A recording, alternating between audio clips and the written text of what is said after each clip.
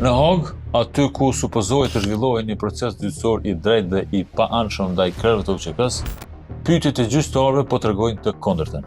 Ato janë një shenjë e qartë se po zhvillohet një gjyq që po cënon rënd të drejtat e njerëzit. Ekziston tashmë një bindje e fortë se paneli i gjyqtarëve nuk po kërkon ta ndriçojë të vërtetën. Përkundrazi, po krijon një gjendje të rrezikshme ku katësha e UÇK-s shihet si fajtore ende pa përfunduar procesi. Kështu, gjyqtarët kanë forcuar bindjen e publik se në Hag po zhvillohet një proces i shtrembruar juridikisht, i motivuar politikisht dhe i dëmshëm historikisht. Ish diplomati amerikan James Robin, njeriu që punoi në ngritjen e tribunaleve ndërkombëtare, dëshmoi në Hag për historinë e tij në luftën e Kosovës dhe njohjen me UÇK-n. Por, pasaj, ai e ngriti me shumë shqetësim mënyrën se si ishte marrë në pyetje nga paneli i gjyqtarëve. The judges, to my surprise, asked me questions that seemed remarkably biased. They didn't sound like questions that were fact-finding. Në të vërtetë, kjo nuk është një diçka që po kuptohet tani. Ka më shumë se një vit që avokatët mbrojtës të krerëve të UÇK-s kanë shprehur shqetësimet e tyre për pyetjet e gjyqtarëve. Pyetjet janë të formuluar në mënyrë suggestive, spekulative dhe inkriminuese ndaj të akuzuarve.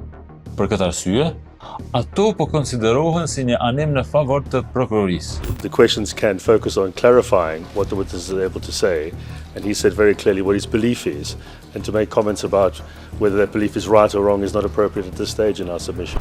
That is a prosecutorial question, not a judicial one. Again, it's an extremely leading question on a matter that the court clearly feels is an important one to the assessment of this case. So we are objecting on that basis, particularly because of the way in which it's been put as a case with leading questions. Is it possible for you to ask non-leading questions in your truth-seeking function? Në nëntor të vitit 2024, në një shkresë të përbashkët, avokatët mbrojtës ja bën të qartë panelit se me pyetjet e tyre po shkelin të drejtat e njerëzit dhe po harrojnë parimin bazë të çdo gjykimi, prezumimin e pafajësisë. Pyetjet gjyqësore po krijojnë përshtypjen se paneli nuk e sfidon rastin e prokurorisë, por përkundrazi, po shfrytëzon pjesën më të madhe të kohës për të drejtuar pyetje mbi çështje inkriminuese. Kjo po çon në përshtypjen e qartë se prezumimi i pafajësisë të akuzuarve nuk po respektohet.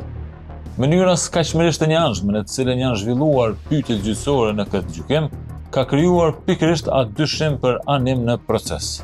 Kretë këtë absurditet dhe këtë shkelje flagrante të parimit të një gjykimi të drejtë e kanë ndërtuar kryesisht dy gjyqtarë, gjermani Christoph Barthe dhe zvicrani Genel Metro.